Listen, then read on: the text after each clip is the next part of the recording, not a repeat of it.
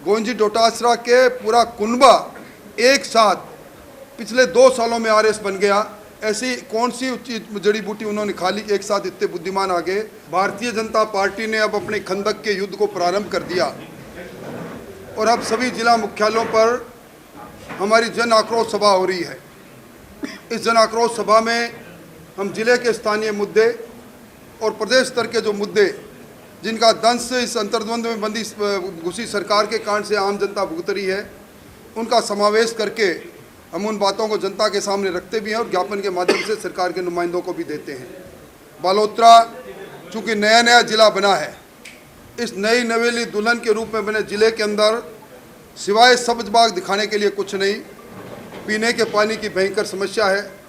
बजरी माफियों के रूप में यहाँ के राजनेता काम कर रहे हैं। यहाँ की कानून व्यवस्था का मंजर राजस्थान ने देखा, जब एक अनुसूचित जाति की महिला, उसके बलात्कार भी होता है और 24 घंटे रिपोर्ट दर्ज भी नहीं होती। यहाँ सड़कों की हालत बदहाल है।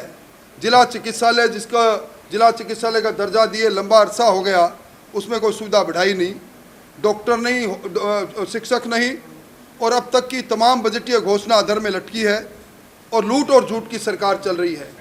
फसल बीमा योजना पर इस बाड़मेर जिले के किसानों को ठगा गया, सरकार ने राज्यांश नहीं दिया। इस जिले में प्रधानमंत्री आवास योजना के जो प्रधानमंत्री आवास योजना प्लस के अंदर जिनको पात्रता लोगों के नाम आने चाहिए थे, वो वंचित रह गए क्योंकि पोर्टल पर उनके नाम दर्ज नहीं किए गए। आज इन सारी भावनाओं का समावेश करते हुए भारतीय जनता पार्टी ने इस नए जिले में कांग्रेस सरकार को ललकारा है और मैं समझता हूँ जिस प्रकार का जन सैलाब यहाँ आया है, न भूतो न भविष्य, इतनी बड़ी संख्या में लोग पिछले 5 घंटे से बैठे रहे और आज हमने अपना ज्ञापन दिया है। अब हम इस ज्ञापन की लड़ाई को, अगला हमारा पड़ाव राजस्थान की राजधानी में होगा और उसके बाद गांव-गांव में हमारी जन आशीर्वाद यात्रा प्रारंभ हो जाएगी और उसके बाद चुनाव के अंदर में सरकार को बड़ी राज्य की ओर बढ़ेगी। अंतर्द्वंद में सरकार घुसी हुई है और सरकार को अब महंगाई राहत का याद अब आई है, जबकि सरकार का कार्यकाल समाप्त हो गया। मर्ग मृत्यु के रूप में सरकार की बजटीय घोषणा है।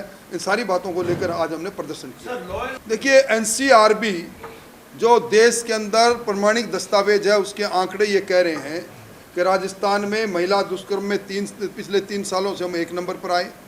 हम अनुसूचित जाति पर अत्याचार में 2 नंबर पर हैं देश में, अनुसूचित जनजाति में अत्याचार पर 3 नंबर पर हैं, साइबर क्राइम में हम 1 नंबर पर हैं, बच्चों की तस्करी में 1 नंबर पर हैं और यहाँ महिलाओं को स्टाम्प पर लिख के विक्रय करने का काम का घृणित काम भी यही हो रहा है। और जिस प्रकार की रंगदारियाँ वसूल हो रही है, जिस प्रकार गैंगस्टर हैं, जोधपुर के अंदर गैंगस्टरों के कारनामों में कई लोगों के दाएं करके कई जगह पर गोलियां चली हुई हम रोज खबरों में पढ़ते हैं। इसलिए कानून व्यवस्था पहली बार राजस्थान में मुद्दा बना है। सर, गोविंद सिंह डोटासरा को कल आप नाथी का बड़ा याद दिला रहे थे, मुद्दा क्या था? देखिए, एक मेरे निर्वाचन क्षेत्र में एक हमारे किसी कार्यकर्ता की पुलिस के किसी कांस्टेबल से कहासुनी हो गई। उस पर वो कांस्टेबल साहब रो दिए। उस पर उन्होंने मुझे लिप्त करते हुए कहा कि क्योंकि वो कार्यकर्ता बीजेपी का हो सकता है। तब मैंने कहा कि हम कानून का भी सम्मान करते हैं, पुलिसकर्मी का भी सम्मान करते हैं। ये नाथी का बाड़ा नहीं जहाँ लूट और झूठ की बात चले। गोविंद डोटासरा के पूरा कुनबा एक साथ पिछले 2 सालों में आरएस बन गया। ऐसी कौन सी जड़ी बूटी उन्होंने खा ली कि एक साथ इतने बुद्धिमान आ गए। ये इसी प्रकार के बाबूलाल कटारा जैसे लोग जो आरपीएस में इन लोगों ने नामजद किए। आज मैंने भाषण में भी कहा है कि इसकी जांच होनी चाहिए कि बाबूलाल कटारा को नामजद क्यों और कब और कैसे किया गया, इसके तार कहाँ से कहाँ जुड़े हुए थे।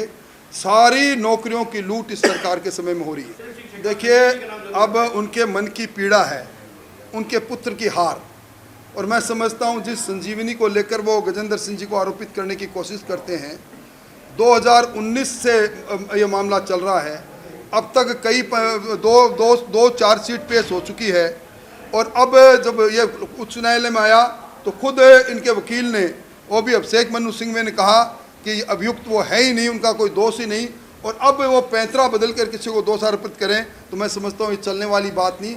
इस देश में धरती का कानून है, अगर हिम्मत है तो सीबीआई को भेज दो, दूध का दूध और पानी का पानी हो जाएगा। मुख्यमंत्री जी का चेहरा विश्व के सबसे लोकप्रिय नेता नरेंद्र मोदी होंगे, कमल का फूल ही हमारे मुख्यमंत्री जी का। देखिए, आईपीएल हो चाहे और कोई मामला हो, अंतर्द्वंद इस सरकार की नीति में है।